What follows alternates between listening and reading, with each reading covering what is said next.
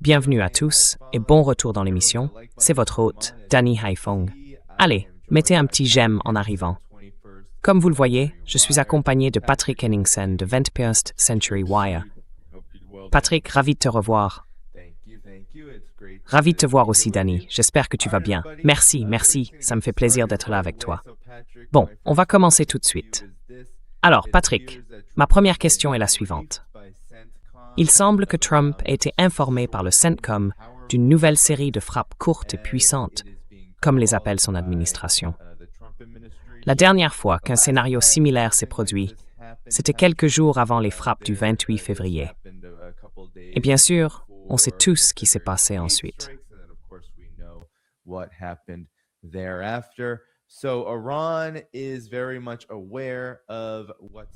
L'Iran est donc parfaitement conscient de ce qui se passe ici, et ils ont clairement prévenu que toute frappe, même limitée, toute attaque contre l'Iran, entraînerait des représailles longues et douloureuses. Les responsables iraniens disent qu'ils ont quelque chose en réserve, notamment la possibilité de viser des navires, compte tenu du blocus. Il y a donc une menace directe de l'Iran contre la marine américaine, qui dispose maintenant, je crois, de 2 porte-avions dans la région, depuis que le Gerald Ford a été annoncé comme sur le départ.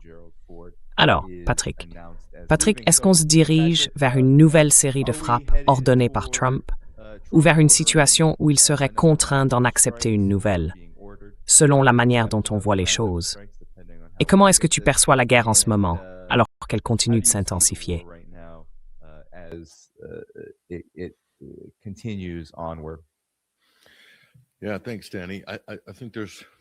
Oui, merci Danny. Je pense qu'il y a bien sûr 2 façons de voir les choses. La première, c'est sur le plan politique.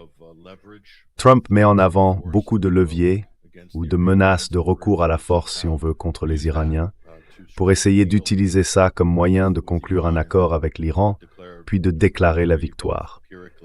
À la fois d'un point de vue militaire, comme il le fait depuis le début, avec Hegseth aussi, en proclamant une sorte de victoire à la Pyrrhus depuis environ 60 jours, et d'un point de vue politique ou diplomatique.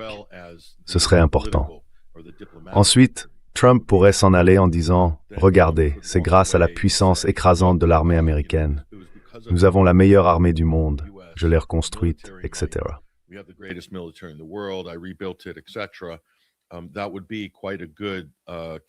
Ce serait un argument de campagne plutôt efficace. Il pourrait reprendre cette phrase tout l'été en vue des élections de mi-mandat. Donc on peut voir les choses comme ça, que ce qu'on observe, c'est bien ça. Mais il y a un problème, le coût. Le coût et le risque que ça représente pour l'armée américaine en termes de moyens et aussi tout simplement sur le plan financier. Cette opération leur coûte cher. Elle leur coûte aussi sur le plan logistique, parce qu'ils doivent détourner des ressources, des stocks de missiles, et ainsi de suite, d'autres zones comme le Pacifique. C'est extrêmement risqué pour les États-Unis si on pense à leur positionnement géostratégique et à tout ce que ça implique.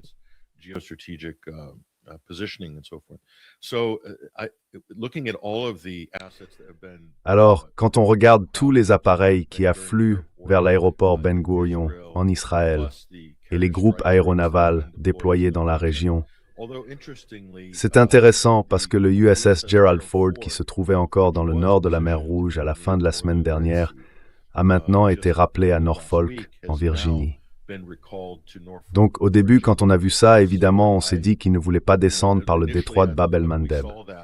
Mais la position du navire, juste assez au nord, me donnait l'impression, Danny, qu'il assurait une forme de protection pour Yanbu et pour le pipeline Est-Ouest saoudien, ce réseau qui contourne le golfe Persique en ce moment.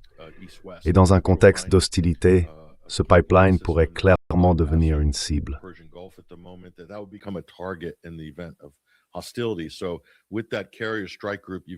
Alors avec ce groupe aéronaval, on a les destroyers qui encadrent le porte-avions, le Gerald Ford. Et à bord de tous ces destroyers, il y a ces systèmes avancés d'interception de missiles à haute altitude et aussi des moyens pour abattre des drones. Donc on avait l'impression qu'il était positionné pour cette raison-là, mais aussi pour défendre Israël, son espace aérien. Peut-être que c'est tout simplement trop de travail pour ce groupe aéronaval ou je ne sais pas. On peut aussi y voir un possible recul des États-Unis, parce que pourquoi l'envoyer dans le nord de la mer Rouge pour le faire repartir quelques jours plus tard? C'est une vraie question. Mais partons du principe qu'une attaque est en préparation, Danny.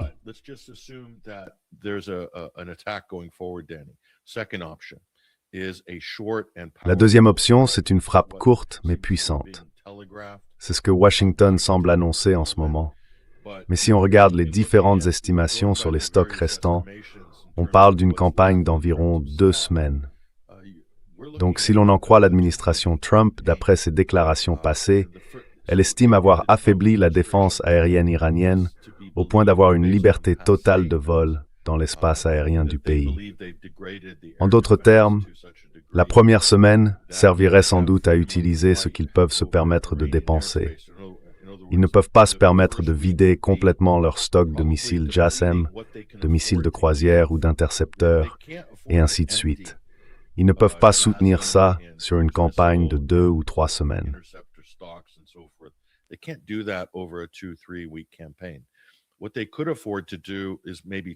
Ce qu'ils pourraient se permettre de faire, c'est peut-être de viser ce qu'ils considèrent comme les dernières positions de défense aérienne iranienne, ainsi que d'autres menaces potentielles. Ils feraient ça dès la première semaine, sous la forme d'un énorme barrage, une sorte de campagne de choc et d'effroi. Ensuite, ils se sentiraient plus confiants pour faire voler leurs avions plus près. Et là, on verrait apparaître des bombes planantes et toutes sortes d'autres munitions larguées par des avions ou lors de survols directs de bombardiers B-1, B-2 et ainsi de suite.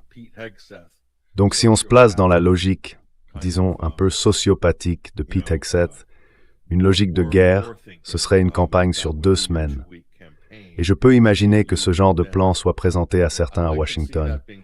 Il y a peut-être un certain degré d'illusion à Washington, mais je peux les voir. Disons que c'est un pari énorme, Danny, de se lancer dans une telle campagne.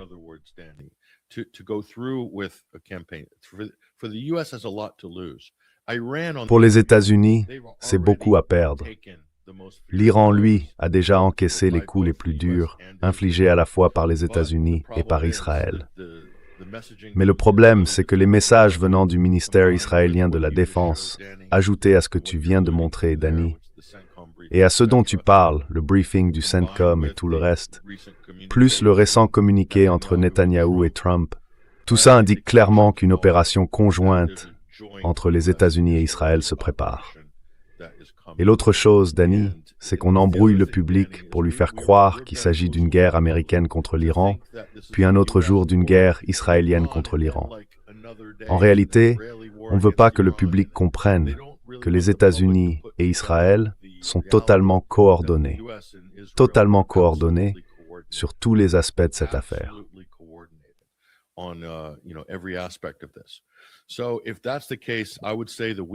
Donc si c'est le cas, je dirais que le maillon le plus faible dans tout ça, c'est le fait que les États-Unis n'ont pas vraiment de base de déploiement, à part l'aéroport Ben Gurion et quelques autres points dans la région.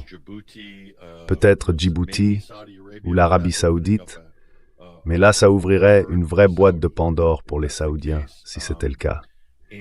Et puis il y a peut-être les porte-avions eux-mêmes, les groupes d'attaque, qui ne sont plus que 2 maintenant. Ils vont devoir se relayer, se ravitailler, tout ça. C'est très complexe. Mais les positions de la marine américaine, dans ce contexte, me semblent les plus vulnérables. C'est en quelque sorte le talon d'Achille. Les États-Unis dépendent entièrement d'un seul bras de leur armée, la marine américaine, entièrement dépendant de la marine.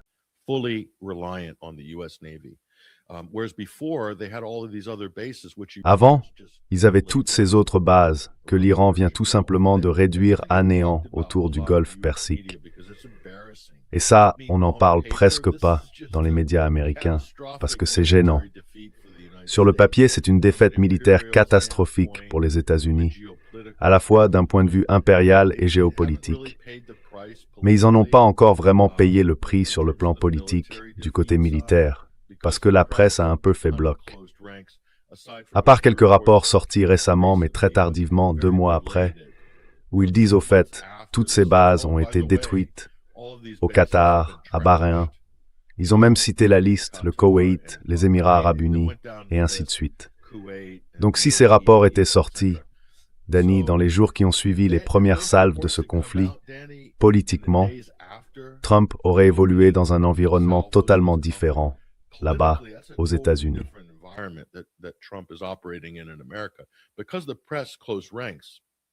Parce que la presse a fait bloc pour des raisons de sécurité nationale. Et c'est comme ça que ça se passe en Amérique. Ensuite, ils attendent, et maintenant, tout ressort après coup. Donc, l'impact politique, l'effet négatif sur Trump a été atténué simplement par le temps qui a passé et parce que la presse est passée à d'autres sujets. Mais c'est quand même énorme quand on y pense. Je pourrais parler de certaines menaces que l'Iran pourrait et que l'Iran a déjà commencé à annoncer. Ils ont de nouvelles capacités. Et la question c'est, dans quelle mesure tout ça, c'est du bluff? Dans quelle mesure? Parce qu'on a déjà entendu ce genre de choses. Les États-Unis ont aussi affirmé avoir neutralisé une partie de ces capacités. Donc on ne sait pas à 100% ce qui est vrai. Mais j'ai une idée assez générale de ce que ça pourrait être. On pourra en parler un peu plus tard.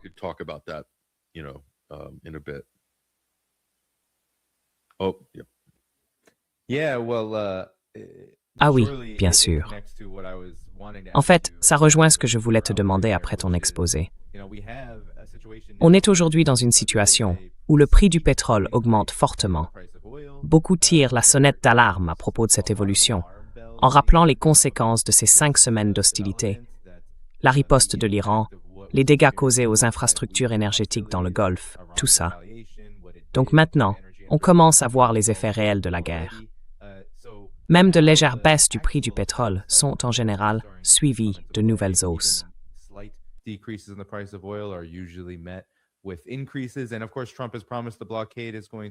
Et bien sûr, Trump a promis que le blocus durerait pratiquement pour toujours, indéfiniment, tant que l'Iran refusera de capituler. Donc si l'Iran est frappé et qu'ils disent qu'ils vont viser les infrastructures énergétiques, l'Iran a promis de faire la même chose dans le Golfe. On a donc l'impression qu'on se dirige vers une situation encore pire que celle qu'on connaît aujourd'hui. Comment cela entre-t-il en jeu, sachant que, comme vous l'avez dit, même si on ne peut pas être totalement sûr des capacités de l'Iran, ils les ont bel et bien, et on peut s'attendre à ce qu'ils s'en servent.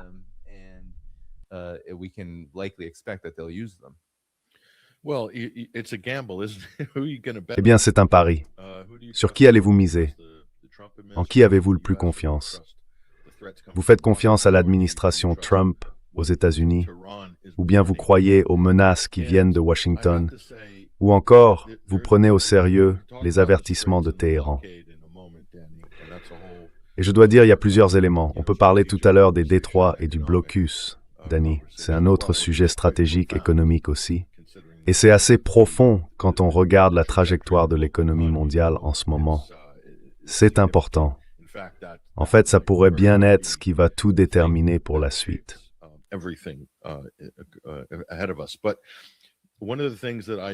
Mais l'une des choses que j'avais remarquées quand j'étais à Téhéran, juste avant le début de la guerre, c'est que, un jour, je discutais avec quelqu'un qui était un excellent militaire, avec une très bonne connaissance technique du programme de missiles iranien. On regardait ensemble une simulation informatique sur le ciblage par satellite. Et là, c'était intéressant parce que, vous savez, on part souvent du principe qu'on ne peut pas toucher un navire en mouvement avec un missile guidé, sauf s'il y a une sorte de ligne de visée directe, ou alors avec les missiles anti-navires classiques qui volent à une certaine altitude. Et c'est justement contre ce type de menace que les destroyers et les navires de guerre américains sont équipés pour se défendre.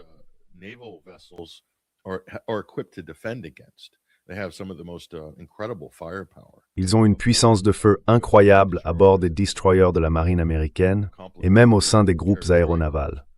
Ils peuvent neutraliser énormément de choses, voire presque tout, tant que la menace n'est pas trop massive.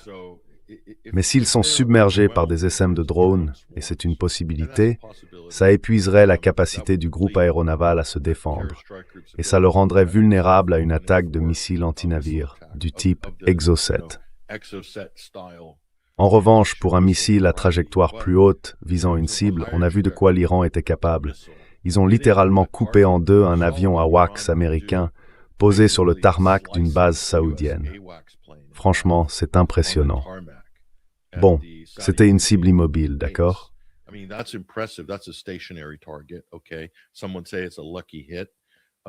Certains diraient que c'est un coup de chance. Moi, je ne parierais pas contre l'Iran dans ce sens-là. Le fait est que les États-Unis disposent de cette technologie. Ils utilisent l'intelligence artificielle pour croiser différents types de données, les données AIS. Les Américains se servent de ces systèmes pour suivre les navires commerciaux, en gros pour les pirater, via l'armée américaine. Alors ne pensez pas que l'Iran n'a pas exactement la même capacité.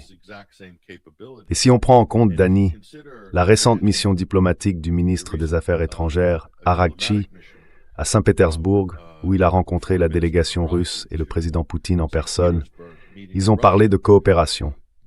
Cette coopération porterait, tu vois, sur les données AIS, les données GPS, les données radar et les images satellites.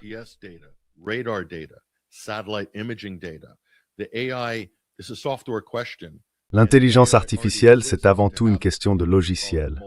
Et cette IA existe déjà, avec ce qu'on peut appeler un suivi multi-objet. En clair, elle peut prédire la trajectoire, la vitesse, l'heure d'arrivée estimée et la position d'un navire en mouvement. Tout ça, c'est dans les capacités de ces pays. Les États-Unis, l'Iran et la Russie disposent de cette technologie. Je me souviens d'un commentaire à Téhéran où il disait « Nous avons la capacité de frapper des cibles en mouvement avec nos missiles hypersoniques. » Alors, soit on parie sur le fait que l'Iran bluffe, soit on pense qu'ils ne peuvent vraiment pas le faire. Mais ces mêmes systèmes ont un taux de précision et de suivi d'environ 95%, ce qui est déjà très bon.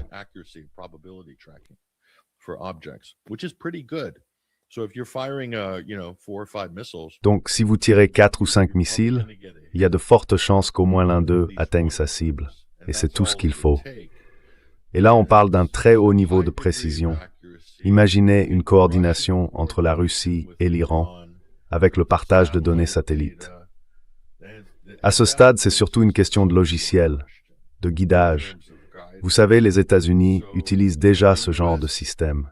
C'est comme ça qu'ils suivent ce qu'ils appellent les flottes fantômes.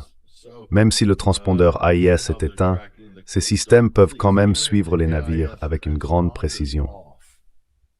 Alors, est-ce qu'on parierait vraiment que les Iraniens ne seraient pas capables de déployer un dispositif de ce type? À mon avis, c'est un risque énorme pour la marine américaine. Et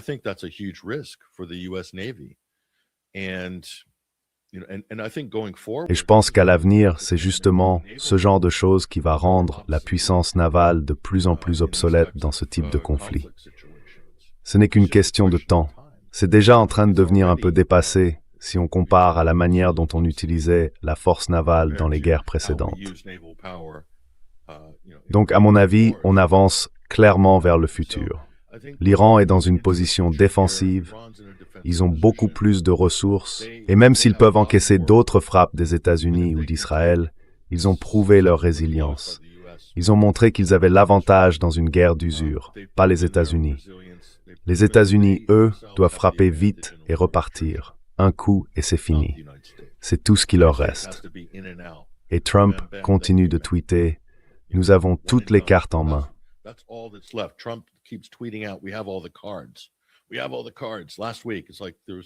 On a toutes les cartes en main.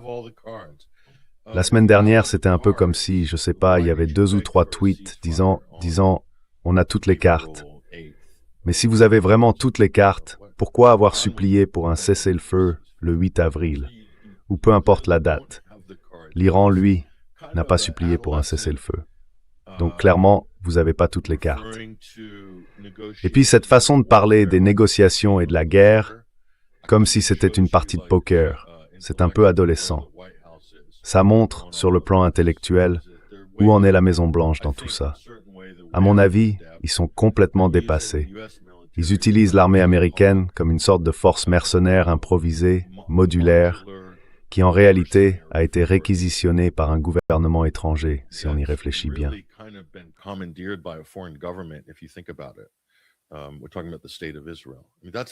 On parle ici de l'État d'Israël. Voilà comment l'armée américaine s'est laissée utiliser sous ce président et ce soi-disant secrétaire à la guerre, qui est clairement un choix imposé par le lobby israélien pour ce poste au gouvernement. Et d'ailleurs, le lobby israélien a clairement fait pression sur tous les sénateurs américains pour qu'ils votent sa confirmation. Donc si on y réfléchit, l'image des États-Unis n'est vraiment pas bonne en ce moment. Et je pense que c'est pour ça qu'ils se retrouvent dans ce dilemme stratégique, ou ce que Robert Pape et d'autres appellent un piège d'escalade, dans lequel les États-Unis sont actuellement coincés. Et puis, on ne peut pas ignorer certains des reportages sur Fox, ou les messages de Mark Levine, qui affirment que le Pakistan fournit toutes ces routes logistiques aux Iraniens.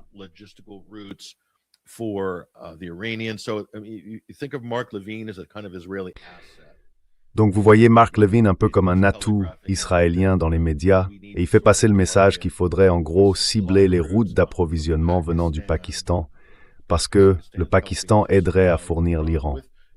Et ça peut être n'importe quoi. De la nourriture, du matériel médical essentiel, des matériaux pour l'industrie, ou simplement des biens nécessaires à l'économie.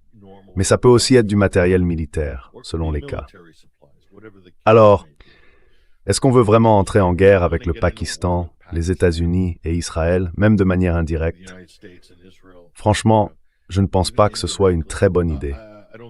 Le Pakistan est extrêmement bien organisé sur le plan militaire et très bien mobilisé, aussi bien comme pays que dans sa structure de commandement. Ils sont bien équipés, très efficaces, avec d'excellents services de renseignement, et en plus, ils sont des alliés très proches de la Chine. Donc, à mon avis, c'est une combinaison assez dangereuse pour les États-Unis et pour Israël dans ce cas.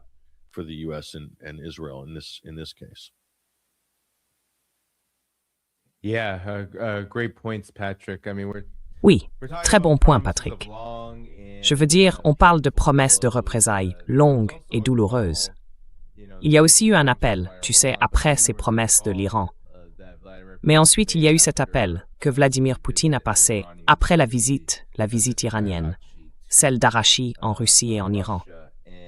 Je me demande ce que tu penses qui s'est dit, parce qu'il y a eu des informations selon lesquelles l'Iran aurait été au cœur de la discussion. Et qu'il y aurait peut-être eu un avertissement glissé là-dedans. Ne le faites pas, ne frappez pas l'Iran. Je suis curieux de savoir ce que tu penses qu'il a pu se dire à ce moment-là.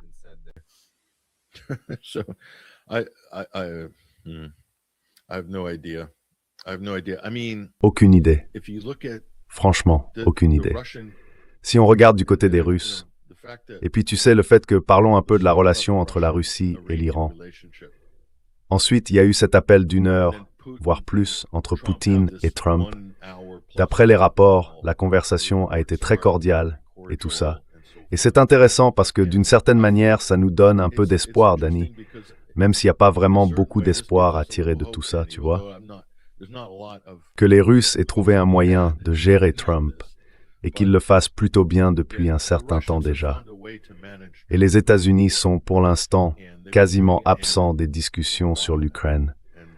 Même si je suis sûr que nos services de renseignement travaillent en coulisses, en fournissant du renseignement et de la surveillance à Zelensky pour des attaques de drones à l'intérieur de la Russie.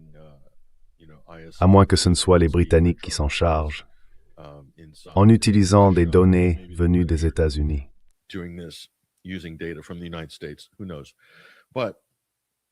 Qui sait?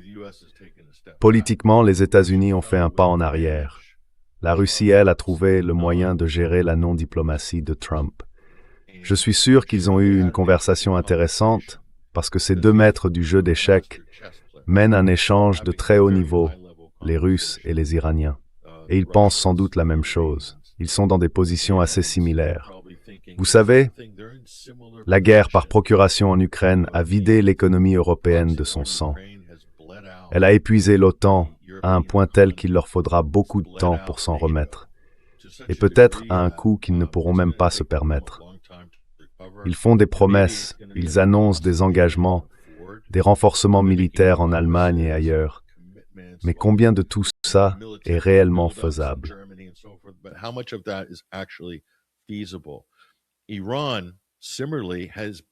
L'Iran, de la même façon, a vidé l'économie américaine de son sang, a divisé le Conseil de coopération du Golfe, et il est en train d'affaiblir l'économie mondiale.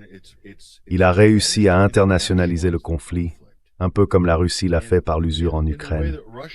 Et les critiques américains, les faucons britanniques aussi, vont regarder ça et dire « Ah, la Russie est une force épuisée, ils n'arrivent même pas à prendre tout ce territoire. » Regardez comme ils avancent lentement après 4 ans.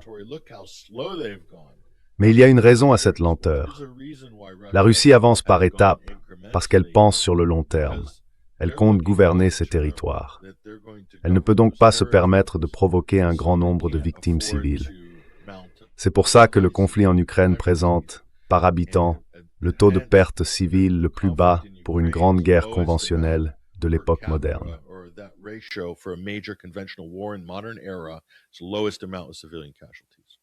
C'est le plus faible nombre de victimes civiles, ce qui est incroyable quand on y pense. Et c'est parce que c'est comme ça que la Russie mène sa guerre.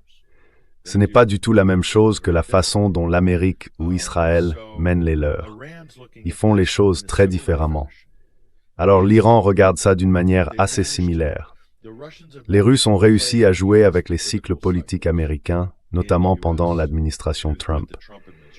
Et aujourd'hui, l'Iran est dans une très bonne position pour faire la même chose avec Trump. Parce que Trump, il n'y a pas de diplomatie qui vienne de Washington. D'abord, ils ne sont pas sérieux à ce sujet. Ensuite, personnellement, je ne pense pas qu'ils en aient les moyens. Ils n'ont pas les personnes engagées, ni celles à qui la Maison-Blanche donne une vraie marge de manœuvre.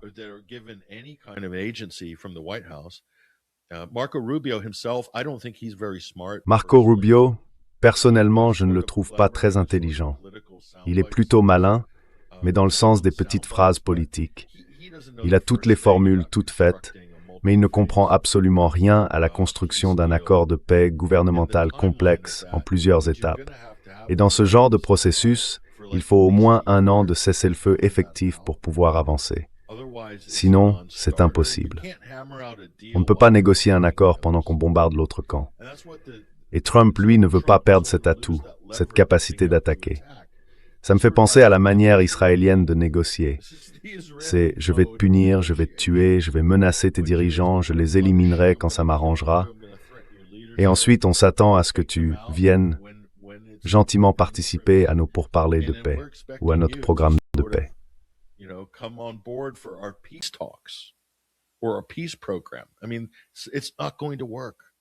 Je veux dire, ça ne va pas marcher. L'Iran a déjà intégré ça dans ses calculs. Ils s'y sont préparés vraiment. Ils sont prêts pour une guerre longue, totalement prêts. Ça peut durer des années. Et ils vont mobiliser leur société, leur armée, leur économie en conséquence. Ils vont simplement gérer la situation. Les États-Unis, eux, ne le peuvent pas. Vous savez, pour Trump, c'est un peu son dernier coup politique. On arrive à la 11e heure, là. Ils ne peuvent pas continuer comme ça. Et concrètement, les États-Unis ne peuvent pas soutenir militairement cette guerre sur la durée. Donc à mon avis, ce qui va se passer, c'est que si l'ordre d'attaque est donné, ce qui peut arriver à tout moment, dans quelques heures demain ou samedi, probablement pendant le week-end, si ça doit se faire, ou alors ce sera repoussé à la semaine prochaine, ou franchement personne ne sait.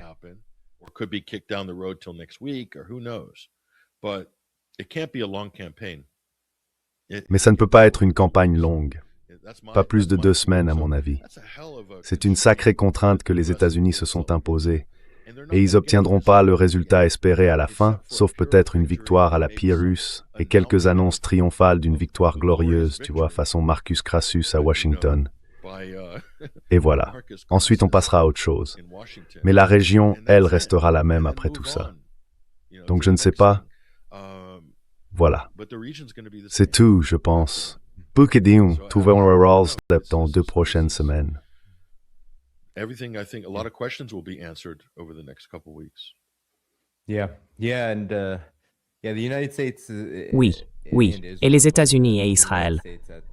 Mais les États-Unis, en quelque sorte à la tête du serpent, sur le plan de la communication de guerre, agissent comme s'ils pouvaient faire tout ce qu'ils veulent, comme s'il n'y avait rien en face, tu vois, comme si l'Iran n'existait pas.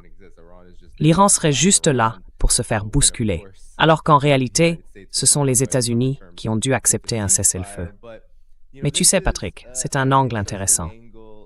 La dernière info, c'est que la chaîne israélienne Channel 12 affirme qu'Israël va être celui qui annoncera l'échec des négociations avec l'Iran et que les États-Unis donneront immédiatement à Israël l'autorisation de frapper les installations énergétiques iraniennes.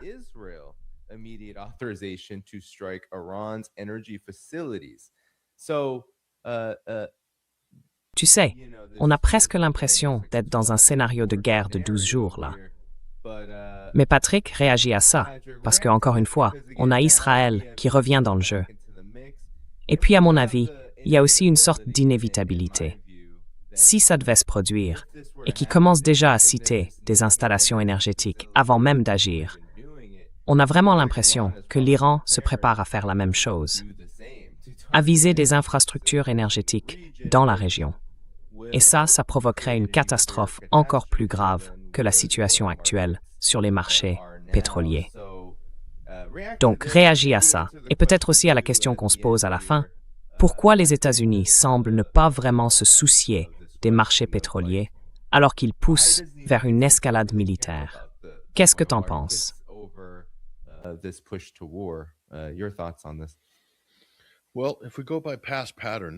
Eh bien, si on se fie au schéma du passé, Danny, ce serait, si le rapport que tu viens de montrer est exact, une possible répétition du scénario du 28 février.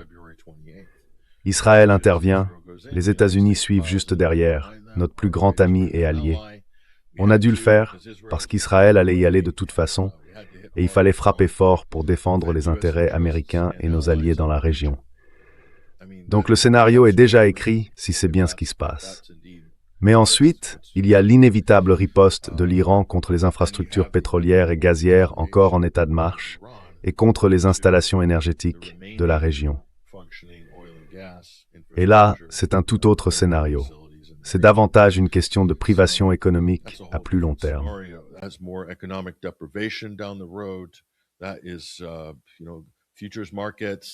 Il s'agit des marchés à terme, de la pénurie mondiale de pétrole et de tout ce qui va avec. On voit déjà les prix du carburant grimper très vite, les pénuries, les vols annulés, l'inflation. L'Asie du Sud-Est en subit déjà les effets de plein fouet, et le reste du monde sera touché à son tour, tôt ou tard. C'est une forte possibilité, d'après ce rapport. C'est même un scénario probable.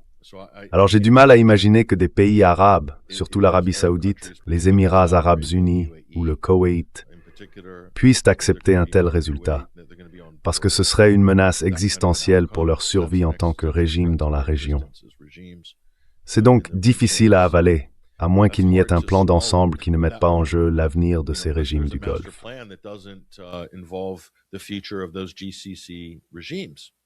Et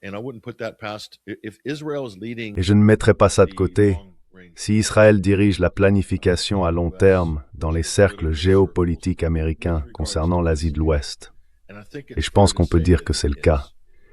Si on regarde le Liban et qu'on observe l'expropriation de terres au Liban et en Syrie, de manière très agressive d'ailleurs, par les Israéliens, je crois qu'on peut dire sans trop se tromper qu'Israël oriente en quelque sorte la géopolitique de l'Asie de l'Ouest dans le cadre de la politique américaine. C'est assez clair. Dans ce cas, les États-Unis suivraient Israël.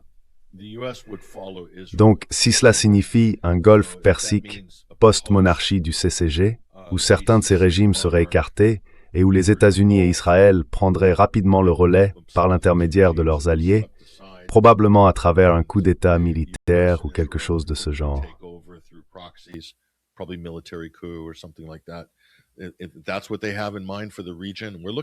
C'est ça, leur projet pour la région. On parle de grands changements qui arrivent, et il faut se souvenir que tous ces régimes, ces monarchies, ces émirats, Ce sont en réalité des pays artificiels, dessinés à l'époque par les Britanniques et les Français, mais surtout par l'Empire britannique. Ces familles ont été placées au pouvoir par les Britanniques, un peu comme des gardiens, si on veut, des intérêts anglo-américains ou aujourd'hui américano-israéliens dans la région. Donc là, on parle vraiment d'un tout autre contexte. Alors je ne sais pas, franchement, c'est difficile à dire.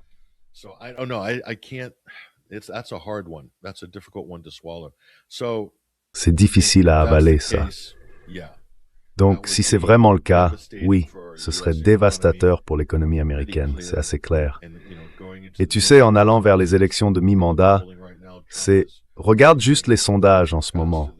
Trump s'effondre plus vite que personne n'aurait pu l'imaginer. Il fait presque passer Joe Biden pour une rockstar, si on regarde les chiffres sur tous ces sujets. Il fait même pire que Jimmy Carter à l'époque, en termes de désastres liés à l'inflation et de taux d'approbation pendant ces mêmes crises inflationnistes, et tout le reste. Donc on va le voir, ça.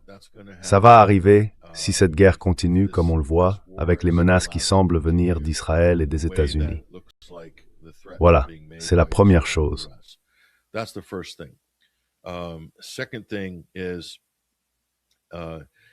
Deuxième point, si ça se fait, est-ce que ça va vraiment donner aux États-Unis plus de chances d'ouvrir le détroit d'Ormuz ou de le contrôler dans les 2 semaines à venir?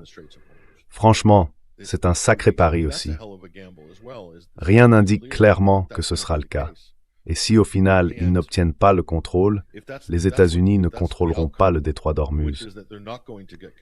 Les pertes militaires potentielles, s'ils tentent quelque chose, pourraient être énormes du côté américain. Ce qui viendrait s'ajouter aux pertes précédentes dont on a déjà parlé, sans oublier le raid raté sur Isfahan, dont personne ne parle.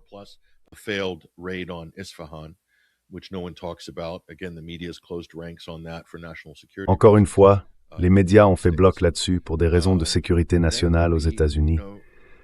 Et là, on voit bien que ça représente aussi un énorme risque potentiel, un point de défaillance possible pour les États-Unis et pour Israël aussi. Alors imaginons qu'en face, l'Iran tienne bon pendant encore quelques semaines, qu'il résiste à ces attaques, qu'il en sorte victorieux, et qu'ensuite il y ait des pourparlers de paix ou quelque chose du genre, une cessation des hostilités. Encore une fois, Danny, pour revenir à ce que je disais, je déteste insister, mais les États-Unis ne sont tout simplement pas capables de conclure le moindre accord durable. Aucun règlement diplomatique ou politique, rien de ce genre. Ils n'en sont tout simplement pas capables.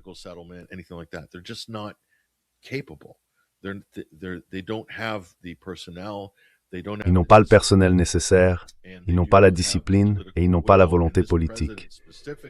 Et ce président en particulier, tout accord stable est contraire à la nature de Trump. Et au-delà de ça, c'est tout simplement impossible politiquement aux États-Unis, parce que l'Iran va vouloir une levée des sanctions. Et ça, politiquement, c'est inenvisageable aux États-Unis. Ça sera immédiatement interprété, dans le langage politique américain, comme si on donnait des milliards de dollars aux mollahs, en gros, pour financer le terrorisme. C'est exactement comme ça que le public de Fox News va le présenter. C'est aussi comme ça que Rubio et les autres vont le traduire.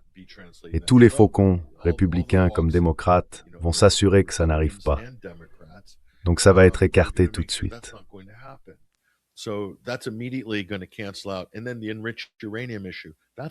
Et puis la question de l'uranium enrichi, ça c'est un point de blocage. Il n'y aura pas d'enrichissement zéro. Au mieux, on reviendra à une sorte de remise à zéro façon JCPOA, et là la Russie sera forcément impliquée. Donc à ce moment-là, on se retrouve à traiter directement avec la Russie. La Russie revient ainsi dans une position clé au Moyen-Orient, encore une fois. Elle s'impose comme une puissance et comme un faiseur de deals.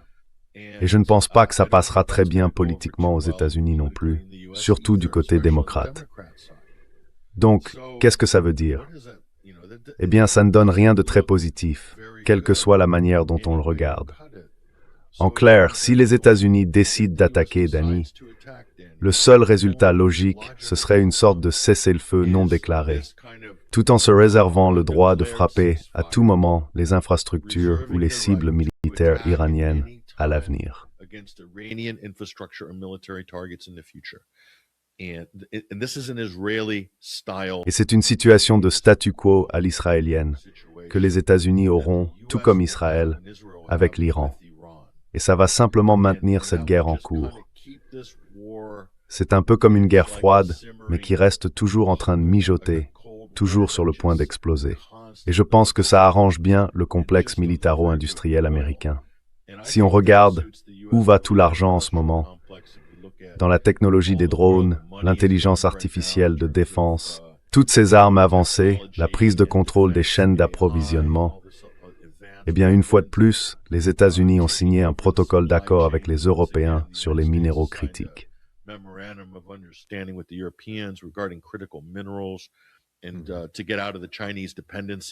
Et pour sortir de cette dépendance à la chaîne d'approvisionnement chinoise, qui a été signalée comme un énorme problème pour les États-Unis. Mais au final, c'est juste la guerre, la guerre, la guerre. C'est ça l'économie américaine. Tout à Wall Street tourne autour de la guerre encore et encore. Chaque introduction en bourse, que ce soit dans l'intelligence artificielle ou autre, c'est toujours la défense, la défense, la défense. Et je vois la même chose en Grande-Bretagne. Je vois la même chose en Europe. Donc pour moi, c'est un scénario plus probable. Et je ne m'en réjouis pas. Personne ne s'en réjouit. Mais c'est sans doute ce qui risque d'arriver. Je sais que ce n'est pas une réponse séduisante, ni une réponse tranchée, mais bon, c'est ce que les signaux laissent entendre.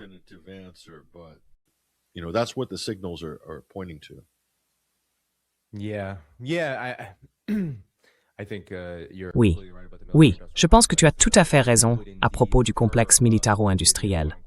Il préférerait sans doute un conflit, disons, de faible intensité, qui permettrait de maintenir les contrats et de faire tourner le modèle de production en flux tendu.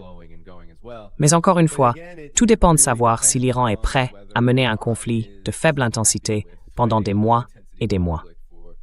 Comme tu l'as dit, Patrick, c'est un pari. Et je voulais justement te demander ton avis sur l'aspect guerre de propagande dans tout ça. On a vraiment l'impression que le récit autour de l'administration Trump et de cette guerre s'effondre de manière assez spectaculaire. Tu m'avais envoyé cet extrait qu'on peut écouter en accéléré. C'est bien sûr en grande partie le porte-voix médiatique de l'administration Trump, celui des grands médias d'entreprise. Et là, je ne sais pas s'il est ancien ou toujours proche de Trump, mais c'est Larry Kudlow.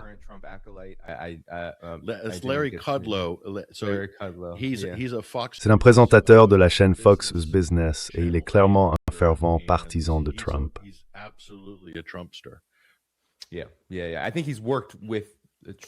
Oui, je crois qu'il a travaillé avec Trump.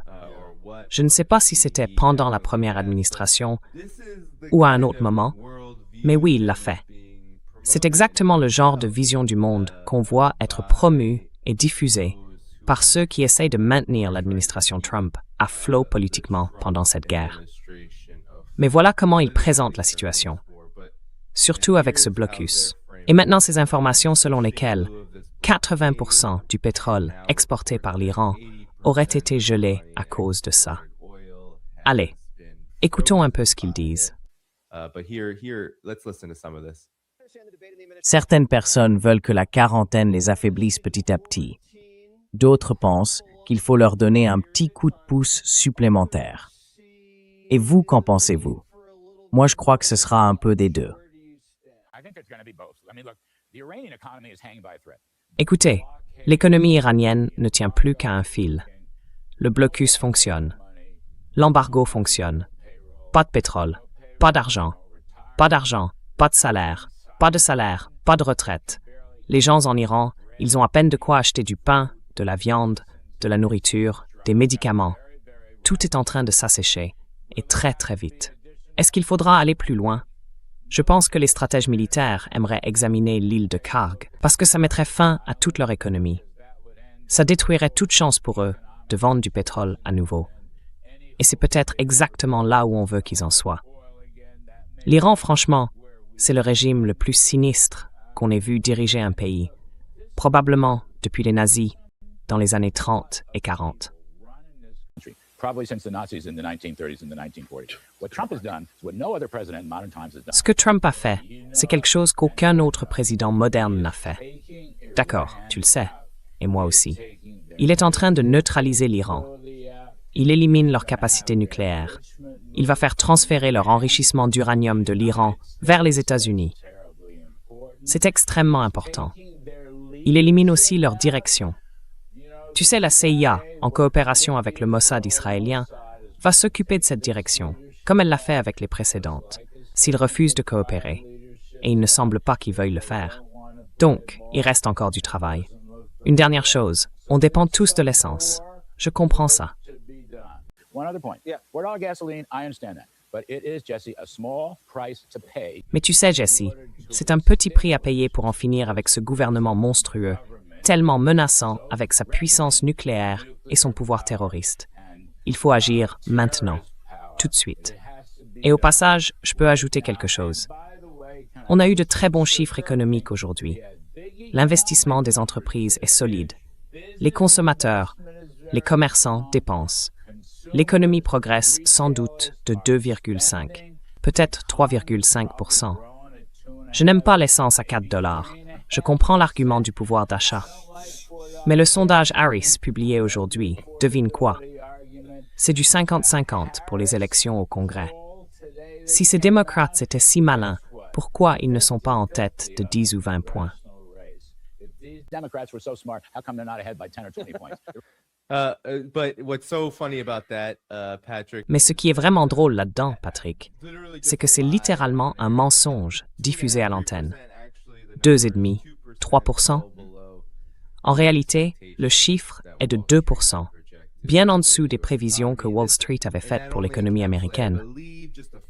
Et ça ne couvre, je crois, que quelques semaines, juste les semaines qui ont suivi le 28 février, au début de la guerre, donc même pas jusqu'à la mi-mars. Tu vois, c'est probablement bien pire aujourd'hui qu'à ce moment-là. Mais ta réaction à tout ça, parce que ce qu'on entend, c'est toujours la même chose. Tout va bien, tout fonctionne. Ce que font les États-Unis marche, mais il faut en faire plus. Il faut continuer, il y a encore beaucoup à faire. Et c'était un peu le même discours que celui de Pete Hegseth devant le Congrès. Tout va bien, on a gagné, tout est parfait, mais il reste encore tout ça à accomplir. Alors, comment tu réagis à la façon dont les États-Unis essaient vraiment de vendre cette histoire? Your reactions to how the United States is really trying to sell this thing. Yeah, I mean, the lying about the economy is Oui, just- enfin, this is just- mentir sur l'économie, c'est vraiment un classique de tous les médias pro-Trump. Daily. Breitbart News envoie chaque jour des newsletters à ses abonnés juste pour leur faire croire que l'économie va à merveille. Ils font ça presque tous les jours depuis un an. Et franchement, c'est gênant. 12 months. Donc tous ces médias proches de la Maison-Blanche, ils sont un peu tous dans le même discours. L'économie serait formidable. Mais les chiffres, comme vous l'avez dit, montrent tout autre chose. Ce trimestre, quand les données sortiront dans quelques mois, on verra sans doute une croissance du PIB en dessous de 2%. On se rapproche donc des niveaux européens, c'est-à-dire d'une croissance quasi nulle. En Europe d'ailleurs, la prévision, c'est zéro croissance, et ça dure depuis plusieurs années.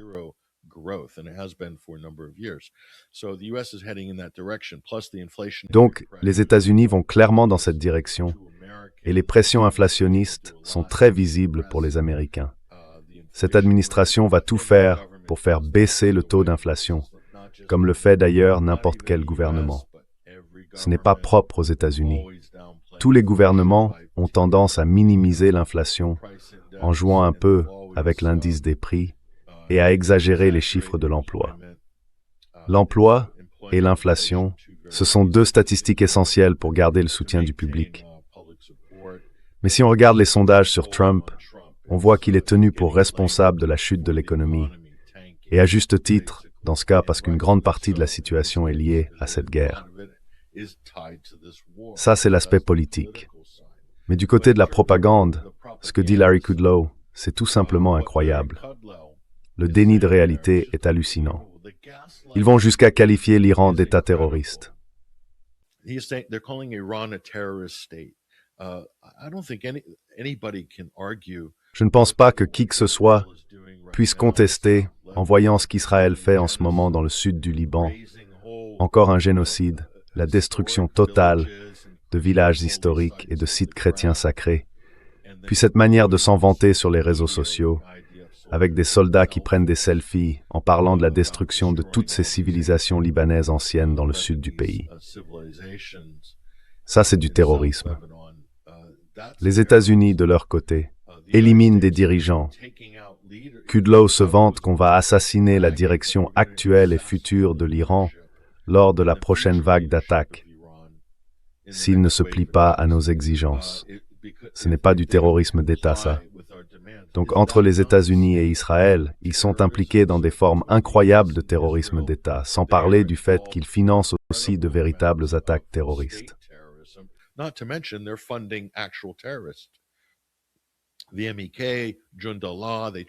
Le MEK, Jundallah, ils ont essayé aussi avec le soulèvement kurde iranien. Ça s'est complètement effondré. Combien ça a coûté au gouvernement américain, cette opération ratée? Qui sait? On ne le saura jamais. Des milliards de dollars de fonds secrets, probablement. Mais ce qu'on sait, c'est que les États-Unis financent activement le terrorisme. Israël soutient un régime terroriste à Damas. Les États-Unis soutiennent un régime terroriste à Damas. Alors, cette idée selon laquelle l'Iran serait le principal État sponsor du terrorisme, ça ne colle tout simplement pas avec les faits. C'est même l'inverse. C'est encore une fois du gaslighting de la part des États-Unis. Ils les traitent de nazis. Ces gens-là, ils les comparent à des nazis. C'est comme quand j'entends Mark Levin et d'autres, surtout sur Fox, répéter sans cesse ce même argument tournant.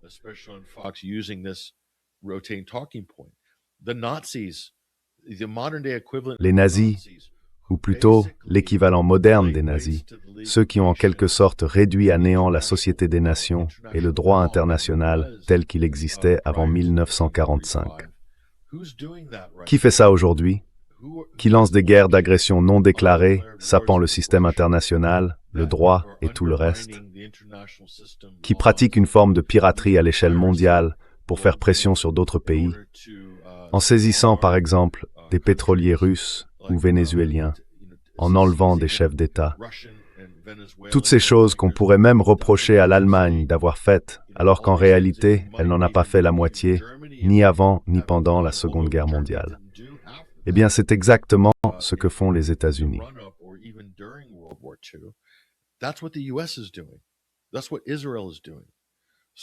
C'est exactement ce que fait Israël. Donc ils sont bien plus proches, disons-le, d'un comportement nazi. Et inutile de rappeler qu'Israël dirige un État d'apartheid. Ils affament de force les Palestiniens. Ils déplacent de force. Ils procèdent à un nettoyage ethnique dans le sud du Liban maintenant. Apparemment, ce n'était pas suffisant de mener un génocide à Gaza et en Cisjordanie. Ils le font aussi dans le sud du Liban. Israël mène donc un génocide sur 3 fronts. C'est ambitieux, même pour les nazis. Désolé de dire ce qui saute aux yeux. Les États-Unis sont pleinement partenaires et soutiennent tout cela. Alors tout ce qu'on entend de gens comme Larry Kudlow et de Fox, c'est juste encore plus de manipulation.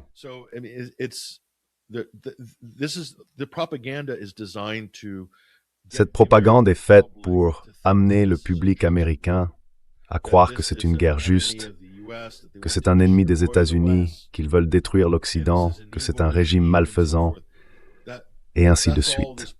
C'est à ça que sert cette propagande. Mais c'est important parce que le soutien est très fragile, surtout dans cette guerre, une guerre très impopulaire, illégale, menée par les États-Unis et Israël, vraiment très impopulaire, avec des conséquences catastrophiques. Et ce type va passer à la télévision nationale pour dire « Allez serrer la ceinture, ne vous plaignez pas du prix de l'essence ». C'est aussi l'attitude de Trump. Un peu de douleur à court terme pour un gain à long terme.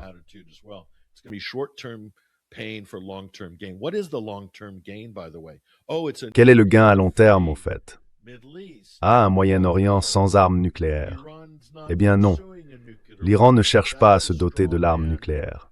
C'est un argument fallacieux, une forme de propagande manipulatrice qu'Israël et les États-Unis répètent en boucle depuis des années. En réalité, c'est précisément ce discours qui a servi de prétexte aux États-Unis pour se retirer unilatéralement de l'accord sur le nucléaire iranien, le JCPOA, et c'est ce retrait qui a préparé le terrain pour la guerre qu'on voit aujourd'hui. Tout ça découle de ce même argument. Et la vérité, c'est que, comme souvent, chaque accusation en dit plus sur celui qui la formule. Israël est la plus grande menace nucléaire en Asie de l'Ouest, puisqu'il n'est même pas signataire du traité de non-prolifération.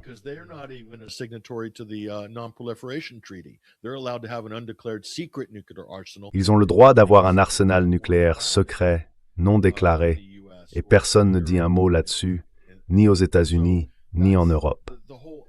Donc tout ce discours sur le nucléaire, c'est complètement... Enfin, c'est comme tous les autres faux arguments sur les armes de destruction massive que les États-Unis utilisent pour lancer des guerres contre l'Irak, la Syrie ou la Libye. C'est exactement ce qu'on a ici. Encore une fausse histoire d'armes de destruction massive. Mais ce n'est même pas le cœur de leur argument. C'est trop faible. Ils sont obligés de l'enrober avec plein d'autres choses. Et l'autre, c'est « Ah, les Iraniens tuent leur propre peuple », que leurs forces de police, les Basij, sont des outils de répression. On entend le général Keane dire ça, que les Basij et les gardiens de la Révolution répriment la population, et Lindsey Graham et tous les autres répétaient qu'ils auraient tué 40 000 de leurs propres citoyens.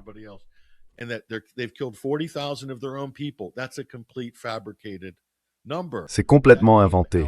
Ça vient directement de la CIA et du département d'État, de ces fausses ONG iraniennes des droits de l'homme financées par le National Endowment for Democracy, toutes basées à New York, à Toronto, à Washington, D.C., ou même juste à côté, à Langley, en Virginie.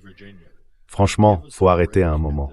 C'est totalement faux, fabriqué de toutes pièces, sans aucune exception. Je peux le dire avec une confiance absolue, après avoir vu les vraies preuves de ces soi-disant manifestations démocratiques, qui étaient en réalité des émeutes dirigées par les États-Unis et Israël, avec des armes américaines introduites clandestinement. Trump lui-même l'a reconnu, pendant un de ces moments de vantardise pour flatter son ego. Pour une raison ou une autre, il s'est même vanté d'avoir fait passer des armes aux soi-disant manifestants pacifiques.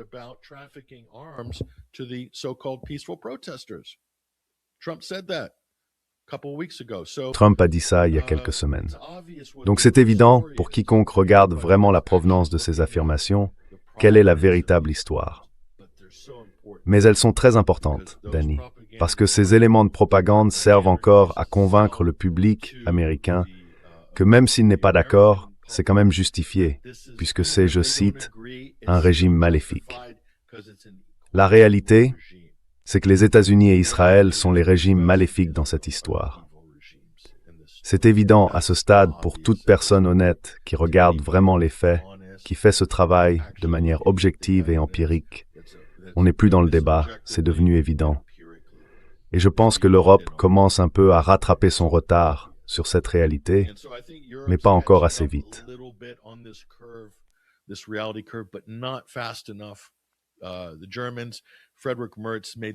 Les Allemands, Friedrich Merz, ont fait certaines déclarations. Et moi, je ris en voyant la réaction des États-Unis parce qu'ils ne savent pas comment gérer l'Europe sur ce sujet. Parce que, écoute, Danny, sans l'Allemagne, les États-Unis ne pourraient pas mener cette guerre contre l'Iran. Ils ne le pourraient tout simplement pas sans l'Italie, l'Allemagne, le Portugal, la Grèce, Chypre, la Roumanie, le Kosovo, qui n'est d'ailleurs pas vraiment un pays. Mais ça, c'est un autre débat. Mais sans l'Allemagne en particulier, c'est fini. C'est leur centre de projection de puissance mondiale pour le Moyen-Orient. C'est l'Allemagne. Alors cette idée, selon laquelle, tu vois, on va retirer quelques troupes d'Allemagne pour montrer aux Allemands qu'on ne paye plus pour leur défense, ça n'a absolument rien à voir avec la défense de l'Allemagne.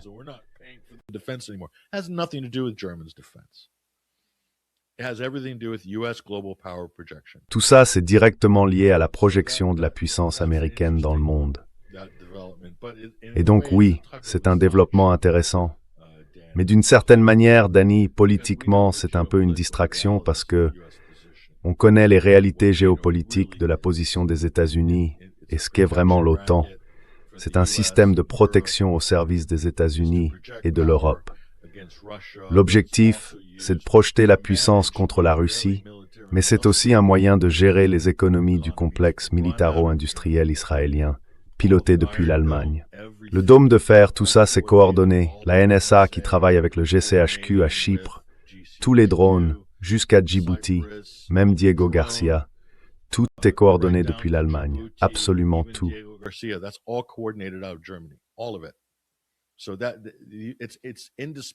C'est donc indispensable pour les États-Unis et pour l'Allemagne aussi, pour gérer le Moyen-Orient. Et c'est tout ce qu'il leur reste parce qu'ils ont abandonné toutes leurs bases dans le Golfe Persique, d'où l'Iran les a forcés à partir. Ils ont été expulsés par les Iraniens. Alors, tout ce qui leur reste, c'est l'Europe. Donc moi, je calmerais un peu les attaques grinçantes. Si j'étais J.D. Vance ou Trump, oui, c'est une bonne petite phrase à effet, on ne va pas se laisser rouler par les Européens. Mais la réalité, c'est que les Européens, en fait, permettent la domination hégémonique des États-Unis dans le monde entier.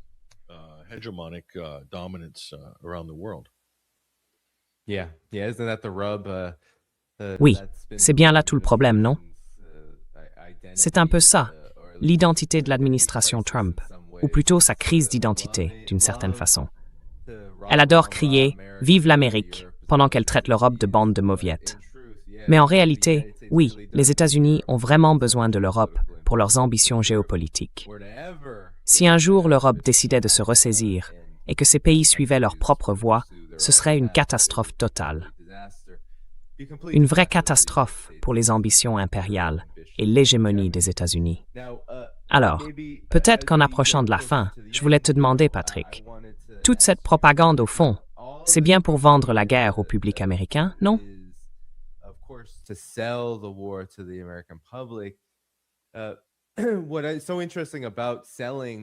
Ce qui est intéressant aujourd'hui dans la façon dont on vend la guerre, c'est que cette guerre n'est pas populaire auprès du public américain. Et pourtant, elle continue, encore et encore. Je ne sais pas s'il y a des gens dans le public qui regardent Game of Thrones, mais il y a une scène à laquelle je pense souvent. C'est quand le personnage de Littlefinger parle à Cersei et lui dit « Le savoir, c'est le pouvoir ». Et tout de suite, elle commence à donner des ordres à ses gardes pour en gros menacer sa vie. Puis après, elle lui dit « Non, le pouvoir, c'est le pouvoir ». Et je trouve que ça résume bien cette idée. Oui, on vend la guerre, mais en réalité, on ne la vend pas à vous.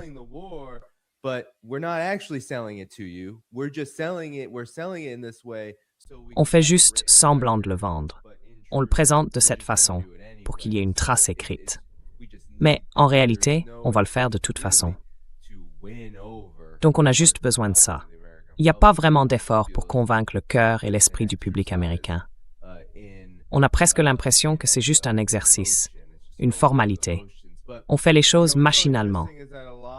Ce qui est intéressant, c'est que beaucoup de ce que font les États-Unis ne fonctionne pas très bien. Il y a maintenant pas mal de données qui montrent que des cargos, des pétroliers, passent à travers le blocus.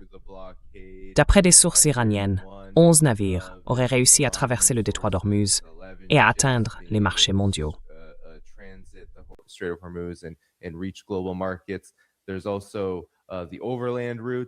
Il y a aussi les routes terrestres, celles qui passent par le Pakistan, utilisées pour transporter le pétrole iranien. Et voici un autre rapport du Middle East Monitor. 52 navires iraniens auraient franchi le blocus au cours des 3 derniers jours. Donc même là, tu vois, Patrick, ça devient vraiment difficile apparemment avec toute cette propagande, parce que les résultats de la guerre ne correspondent plus du tout à ce qu'elle raconte. Il y a un énorme décalage entre le message et la réalité. Alors, quelles sont tes réactions à ce sujet, surtout quand on voit que les États-Unis et Israël laissent entendre que cette guerre va durer longtemps pour eux, tout comme l'Iran a déjà dit qu'il s'y prépare?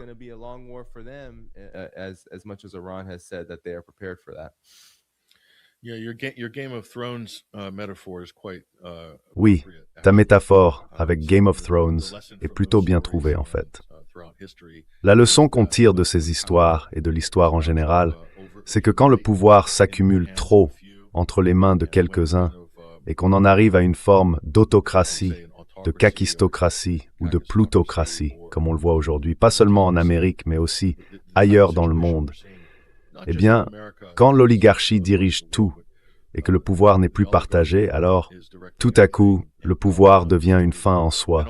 Il devient le pouvoir pour le pouvoir, la raison d'être ou même la raison d'État, dans le cas des États-Unis et de leur gouvernement. À ce stade-là, ils ne se préoccupent plus d'intelligence ni d'informations réelles.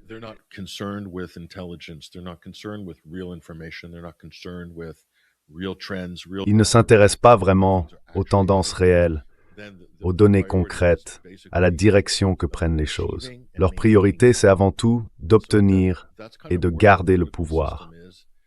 C'est un peu là où en est notre système politique aux États-Unis, et je dirais qu'en Europe, c'est pareil.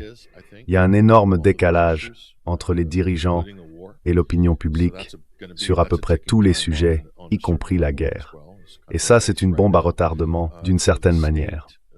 En ce moment, c'est presque une course pour que l'État affine ses outils de censure et réprime les manifestations publiques, pour rendre la contestation illégale, pour mettre en place des systèmes de contrôle technocratiques et numériques, sur le plan financier, sur les communications, sur tout, afin d'étouffer le mécontentement populaire, les révoltes potentielles, surtout dans ce qu'on appelle l'Occident avancé.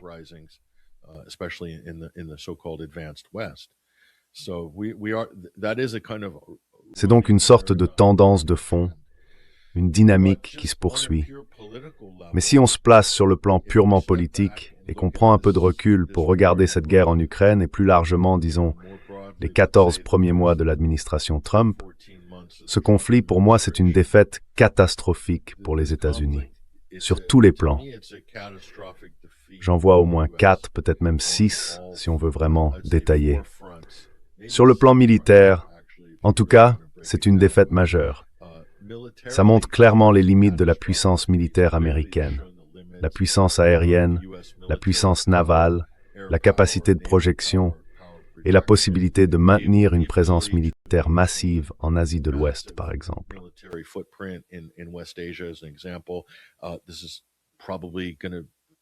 Cela va probablement donner aux Chinois, par exemple, et à leurs alliés, une autre vision de ce à quoi le Pacifique pourrait ressembler dans 5 ou 10 ans. Sans parler des risques de guerre, qui sont aujourd'hui bien réels. Les États-Unis semblent prêts à se lancer dans ce genre de mission suicidaire pour maintenir leur position hégémonique. Évidemment, ils ont Israël comme partenaire dans cette affaire. Mais dans le Pacifique, qui est leur complice en quelque sorte? Ils espèrent que ce sera le Japon, mais moi, personnellement, je n'y compterai pas trop. Je pense qu'il y a davantage de solidarité entre les pays asiatiques. Les monter les uns contre les autres, la Corée du Nord et la Corée du Sud, par exemple, ce n'est pas du tout un fait accompli, à mon avis.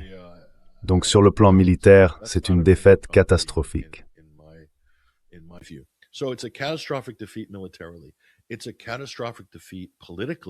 C'est une défaite catastrophique, politiquement, à l'intérieur des États-Unis, pour l'administration Trump.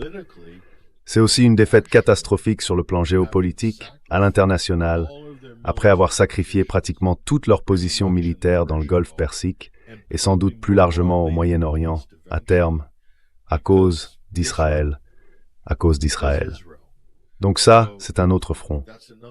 Ensuite, il y a le front économique. C'est une défaite catastrophique pour les États-Unis, sur le plan intérieur, pour leur économie. Un peu de la même manière que la guerre par procuration de l'OTAN contre la Russie en Ukraine a été une défaite catastrophique pour l'économie européenne, avec tous les problèmes politiques et l'instabilité que cela entraîne. Donc sur le plan intérieur, aux États-Unis, économiquement, c'est une défaite.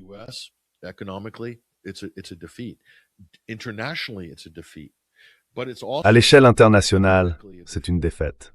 Et sur le plan diplomatique aussi, c'est une défaite. Dans ce domaine, dans ce sens, les États-Unis ont montré au monde qu'ils ne sont pas capables de jouer les médiateurs, qu'ils ne peuvent plus être une force d'apaisement, un rempart contre l'effondrement. Au contraire, ce sont eux qui en sont les initiateurs. À cause de leur incapacité, à cause d'un accord qui ne tient pas, ils ont perdu la confiance de la communauté internationale qu'ils avaient autrefois. Même si tout le monde savait déjà que les États-Unis lançaient des guerres sur de faux prétextes, ils restaient perçus comme un acteur stable dans le système international. Et je pense qu'ils continuent encore aujourd'hui à vivre sur le capital de leur référence de la guerre froide, à l'époque de l'ordre mondial bipolaire.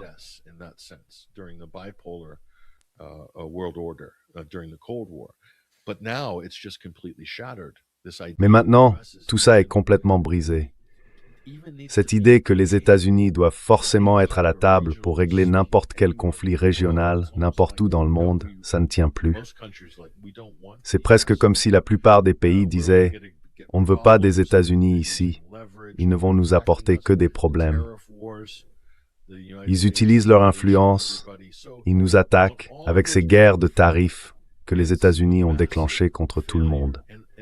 Sur tous ces fronts, c'est un échec massif. Et puis sur le plan de la communication, sur le plan impérial, c'est un échec totalement catastrophique. L'image des États-Unis est devenue, c'est comme un bourbier qu'ils ont eux-mêmes créé. Leur image publique ne va probablement jamais s'en remettre.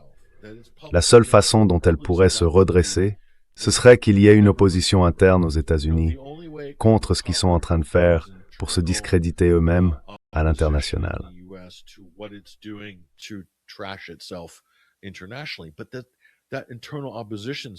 Mais cette opposition interne est quasiment inexistante, à part, vous savez, quelques personnes dans le milieu des podcasts.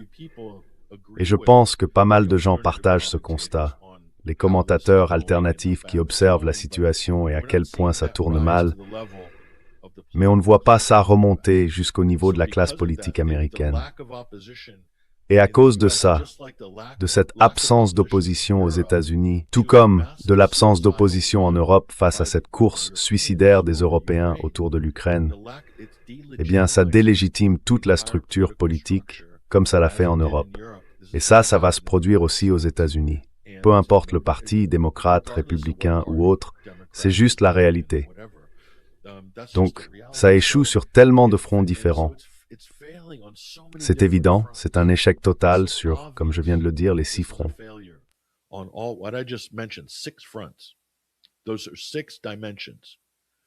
Il y a donc 6 dimensions dans ce conflit, et elles échouent les unes après les autres. C'est ce que tout observateur raisonnable en conclura. La vraie question c'est, si c'était moi, ou si toi, on te demandait de conseiller le président maintenant. Ils ont baissé les bras, ils ne savent plus quoi faire. Alors qu'est-ce qu'on fait? On nous dit, si vous arrêtez les frais maintenant, vous n'éviterez pas toutes les conséquences, mais vous pourrez peut-être limiter les dégâts. Et si par miracle, un accord de paix voyait le jour, imaginons que, je sais pas, un Trump version Jésus réussisse à conclure un accord qui tienne, eh bien, ça ne changerait pas la trajectoire inévitable de tout ce que je viens d'évoquer. Mais ce serait quand même mieux que de continuer comme ça pendant des semaines, des mois, ou pour une durée indéterminée. C'est sous cet angle-là que les médias grand public devraient regarder la situation. Parce que quoi qu'il arrive, c'est eux qu'on tiendra pour responsables.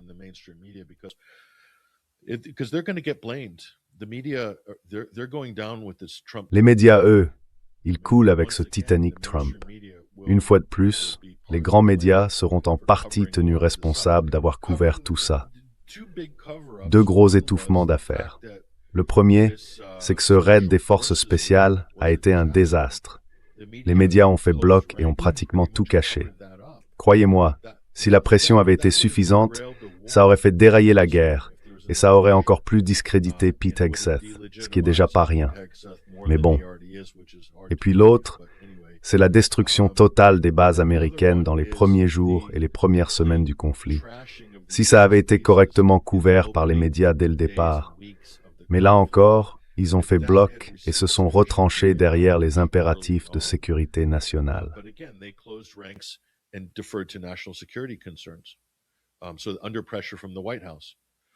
Donc, sous la pression de la Maison-Blanche et du Pentagone, les grands médias ont beaucoup à se reprocher. Parce que Danny, on en parlait dès le départ, comme tout le monde d'ailleurs, parce que c'est un point essentiel. Et puis c'est aussi l'incapacité des États-Unis à projeter leur puissance militaire dans la région, ce qui rend l'idée même de poursuivre la guerre totalement intenable, que ce soit d'un point de vue tactique ou stratégique. Alors je ne sais pas. La presse, le quatrième pouvoir, c'est essentiel quand une démocratie fonctionne. Mais s'il n'y a plus de quatrième pouvoir, on ouvre la porte à des catastrophes majeures comme celle-ci. Et je pense qu'on se retrouve une fois de plus face à une nouvelle situation de ce genre. Enfin voilà. We're faced with another one. So, anyway. No. Yeah, I think that's a great Non, summation je pense que c'est une and a très great bonne place, conclusion to end et here. un excellent point pour We terminer. are On est truly vraiment dans aware une where, époque où, à mon avis, we're learning on comprend que that tout empire, any et en empire, particulier was l'Empire a américain, can't ne peut rien prosper mener. any empire Aucun without empire ne le peut, sans une application humaine concrète. Et ça n'arrivera tout simplement pas. Donc tout ce qui a été fait, tout ce que tu viens de décrire, et toutes les conséquences, qu'elles soient militaires ou économiques, ne feront qu'empirer tant que les États-Unis essaieront de maintenir cet effort de guerre. Mais sans plus attendre, je veux m'assurer que tout le monde sache que ta chaîne YouTube, 21st Century Wire, ainsi que ton Substack, sont tous les deux dans la description de la vidéo. Les gens devraient vraiment aller y jeter un œil. Tu veux ajouter quelque chose à ça, Patrick? Anything you want to add to that, Patrick? No, just thanks, Danny. Important Non, juste merci, Danny. All will be Des conversations importantes, I think a lot will tout be sera said révélé. next week or two. Je pense qu'on en saura beaucoup plus d'ici une semaine ou deux. On verra comment tout ça évolue. We appreciate Mais oui, on apprécie vraiment tout soutien. On essaie de percer à travers cette censure, cette sorte de prison algorithmique dans laquelle on se retrouve sur YouTube. Donc tout soutien, liker, s'abonner, visiter notre chaîne, tout ce que vous pouvez faire, c'est vraiment apprécié. Et on vous remercie d'avance pour ça. And we thank you in advance for that. Yeah, everybody, make sure you do that. So Oui, there's tout le more monde. things you can do Assurez-vous de le here. faire. Hit the like button so more people, Alors, il y a plusieurs choses que vous pouvez faire ici. you can go Vous pouvez to cliquer sur le bouton « J'aime » pour que plus de gens voient cette discussion. Vous pouvez aller dans la description de la vidéo et vérifier que vous êtes bien abonné à 21st Century Wire. Activez la cloche des notifications ou faites tout ce que vous pouvez pour interagir avec les vidéos, tout ce qui peut aider à ce qu'elles apparaissent dans votre fil. Et puis, tous les liens pour soutenir cette chaîne se trouvent aussi dans la description. Demain, je serai de retour avec Pep Escobar à 13h, heure de la côte Est, pour ouvrir le mois de mai. Sans plus attendre, je vous dis à demain. Et remerciez encore Patrick en cliquant sur le bouton « J'aime ». Ah, j'ai failli oublier. On a eu des nouveaux membres, des super chats, des super stickers. Tout ça est vraiment apprécié ici. Merci à vous tous. Je vous retrouve donc demain à 13h, heure de la côte Est, pour commencer le mois de mai 2026, alors qu'on continue de suivre l'évolution de cette guerre et de tout ce qui s'y rattache. À bientôt. Developments in this war and beyond. Bye-bye.